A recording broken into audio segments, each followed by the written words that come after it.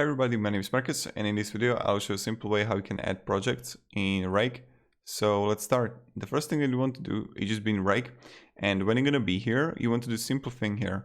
You just wanna be in project and folders, and you just wanna click plus here, and click on project, location, theme, yes. Project name is going to be YouTube journey, and then you just add your name there for your project. You can also add a project owner, or you can share it with someone, and you can simply choose the default view that if you're gonna enter the project, what you're gonna see. You can see Kanban, you can see table, you can see Gantt charts, and that's pretty much it. So click here, create, and voila, here we got it.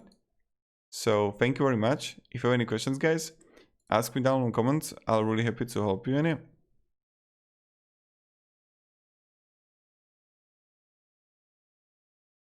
Have a great day and goodbye. See ya.